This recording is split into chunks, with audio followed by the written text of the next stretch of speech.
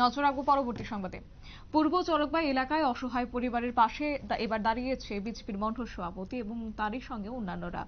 ঘটনার বিবরণে যেটা জানা গেছে যে ত্রিস্তর পঞ্চায়েত নির্বাচনকে কেন্দ্র করে চোলাইবাড়ি ব্লকের পঞ্চায়েত সমিতি ৩ নম্বর আসনের বিজেপি মনোনীত প্রার্থী কেশব চৌধুরীর সমর্থনে রবিবার রাত্রিবেলায় পূর্ব চরকবাই এলাকায় লক্ষ্মী দেবনাথের বাসভবনে এক উঠান সভা অনুষ্ঠিত হয়। এই উঠান সভায় ব্যাপক হারে লোক সমাগম ঘটে।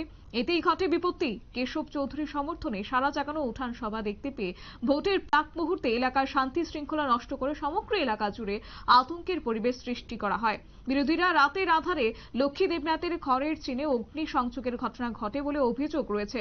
লক্ষ্মী দেবনাথ খুবই দরিদ্র পরিবারের লোক, আর তাই সেক্ষেত্রে ওনার স্বামী মারা যাবার পর গো পালন করে কোনো রকমে দিন কাটাচ্ছেন তিনি। ওনার একমাত্র আয়ের উৎস গরুর দুধ বিক্রি করা। এরই মধ্যে খড়ের গাদায় অগ্নি সংযোগ করাতে সর্বশান্ত হয়ে পড়েছে লক্ষ্মী দেবনাথ। অগ্নিকাণ্ডের খবর পেয়ে সোমবার ঘটনাস্থলে ছুটে যায় চোলাইবাড়ি বিজেপি মণ্ডল সভাপতি অজয় রিয়াং সহ অন্যান্যরা। সকলেই বিষয়টি দেখেন এবং ঘটনাস্থলে উপস্থিত হয়ে বিষয়টি সম্পর্কে বাইখোড়া থানায় জানানো হয়। কি রয়েছে বিস্তারিত শুনুন।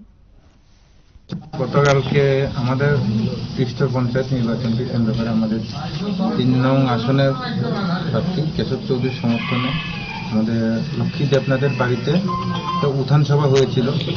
সেখানে এলাকার প্রচুর লোক এসেছিল এবং ভালো একটা প্রোগ্রাম হয়েছিল। তো রাত্রেবেলা প্রোগ্রামের পরে প্রায় অনুমানিক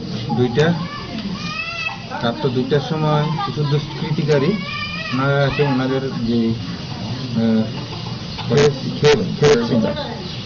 গরুর খানা এই কেরোসিনটা আগুন লাগিয়ে দিয়েছে।